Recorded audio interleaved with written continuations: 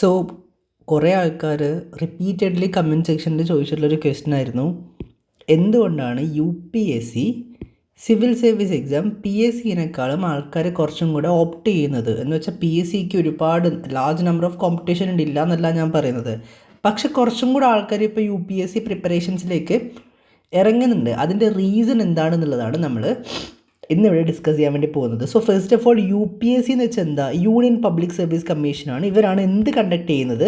Civil service exam conduct ചെയ്യുന്നത്. ഇത് qualify ചെയ്തിട്ടാണ് IAS, IPS, IFS തുടങ്ങിയിട്ടുള്ള സർവീസിലേക്ക് ആൾക്കാർ ജോയിൻ ചെയ്യുന്നത്. ദെൻ PSCനെ കുറിച്ച് നിങ്ങൾക്ക് അറിയാം. സെക്രട്ടേറിയറ്റ് അസിസ്റ്റൻ്റ് ആണെങ്കിലും ബാക്കി ഒരുപാട് എക്സാംസ് PSC കണ്ടക്ട് ചെയ്യാറുണ്ട്. എല്ലാ വർഷവും കണ്ടക്ട് ചെയ്യാറുണ്ട്. ഒരുപാട് എക്സാംസ് കണ്ടക്ട് ചെയ്യാറുണ്ട്. PSC എന്ന് പറയുന്നത് സ്റ്റേറ്റ് ലെവൽ ജോബിലേക്കാണ് സെലക്ട് ചെയ്യുന്നത്. UPSC സെൻട്രൽ ഗവൺമെൻറ് ജോബിലേക്കാണ് സെലക്ട് ചെയ്യുന്നത്. Central government job in the sense നിങ്ങൾക്ക് ഏത് കാഡർ വേണമെങ്കിലും കിട്ടാം, സ്റ്റേറ്റ് കാഡർ കിട്ടണമെന്ന് ഒരു നിർബന്ധമില്ല. പക്ഷേ PSC ആണെങ്കിൽ മോസ്റ്റ്ലി നിങ്ങൾക്ക് വിത്തിൻ ദി കാഡർ ആയിരിക്കും കിട്ടുക.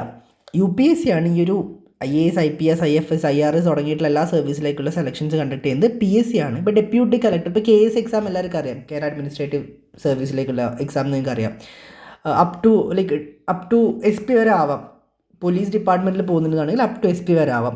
പിന്നെ ഇൻകം ടാക്സ് ഡിപ്പാർട്ട്മെൻറ്റിലേക്കും മറ്റൊരുപാട് ഗവൺമെൻറ് പൊസിഷൻസിലേക്കും PSCs ആക്ച്വലി ക്ഷണിക്കാറുണ്ട്. സോ UPSC കുറച്ചും കൂടെ ബെറ്റർ ആണെന്ന് പറയാനുള്ളൊരു റീസൺ എന്താണെന്ന് വെച്ചാൽ, ഒരു പ്രൈമറി റീസൺ എന്താണെന്ന് വെച്ചാൽ, ഇതൊരു നാഷണൽ ലെവൽ എക്സാമാണ്, ഇതൊരു സ്റ്റേറ്റ് ലെവൽ എക്സാമാണ്. സോ നാഷണൽ ലെവൽ അതോറിറ്റിയും സ്റ്റേറ്റ് ലെവൽ അതോറിറ്റിയും എൻ്റയർലി ഡിഫറെൻ്റ് ആണ്. ഇന്ത്യയിൽ എവിടെ വേണമെങ്കിലും വർക്ക് ചെയ്യാം, സെൻട്രൽ ഡെപ്യൂട്ടേഷൻ വാങ്ങി പുറത്ത് പോകാം. പക്ഷേ PSC അങ്ങനെയല്ല, വിത്തിൻ ദി സ്റ്റേറ്റ് വർക്ക് ചെയ്യേണ്ടി വരും. കുറച്ചും കൂടെ പ്രസ്റ്റീജും വിസിബിലിറ്റി ഉണ്ട്, ബിക്കോസ് ഒരു സിവിൽ സർവീസിലേക്കാണ് ജോയിൻ ചെയ്യാൻ പോകുന്നത്.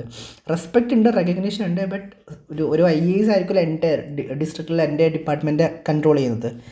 Fast exposure to policy making, പക്ഷേ ലോക്കൽ അഡ്മിനിസ്ട്രേഷൻ ലെവലായിരിക്കും സ്റ്റേറ്റ് ലെവൽ ഓഫീസേഴ്സ് ഡീൽ ചെയ്യുക.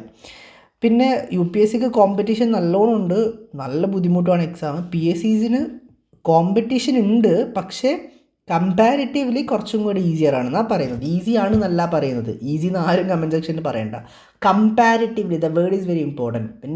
When you compare with UPSC, PSC കുറച്ചും കൂടി ഈസിയർ ആണ് എക്സാം.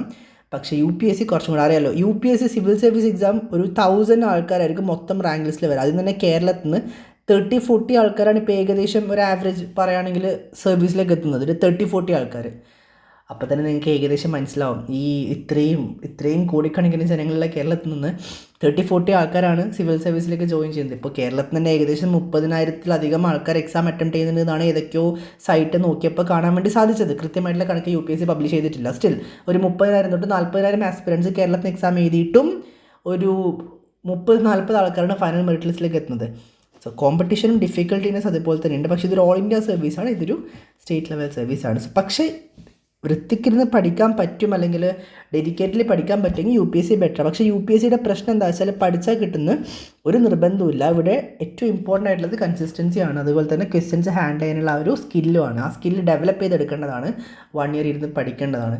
ഞാനൊരു വാട്സാപ്പ് ഗ്രൂപ്പ് ഉണ്ടാക്കിയിട്ടുണ്ട്, ലിങ്ക് ഡിസ്ക്രിപ്ഷൻ ബോക്സിൽ ഉണ്ടാകും. അതിൽ ജോയിൻ ചെയ്യുകയാണെങ്കിൽ അതിനകത്ത് ഞാൻ കറണ്ട് അഫയേഴ്സിൻ്റെ ക്ലാസ്സൊക്കെ ഡെയിലി ഫോർവേഡ് ചെയ്യാറുണ്ട്. പിന്നെ നമ്മുടെ ഒഫീഷ്യൽ ആപ്ലിക്കേഷൻ പ്ലേ സ്റ്റോറിൽ അവൈലബിൾ ആണ്. SSC ഹബ് ലേണിംഗ് എന്ന് സെർച്ച് ചെയ്താൽ മതി, ആപ്ലിക്കേഷൻ കിട്ടും. അതിനകത്ത് ഡെയിലി കറണ്ട് അഫയേഴ്സിൻ്റെ ക്ലാസ്സസ് ഉണ്ടാവാറുണ്ട്. ദെൻ PSCനെ കുറിച്ച് പറയുകയാണെങ്കിൽ സ്റ്റിൽ നിങ്ങൾക്ക് കുറച്ചും കൂടി ഈസിയർ ആയിട്ടുള്ള എക്സാം, കമ്പാരിറ്റീവ്ലി ഈസിയർ ആയിട്ടുള്ള എക്സാം വേണമെങ്കിൽ just choose the PSC. Okay.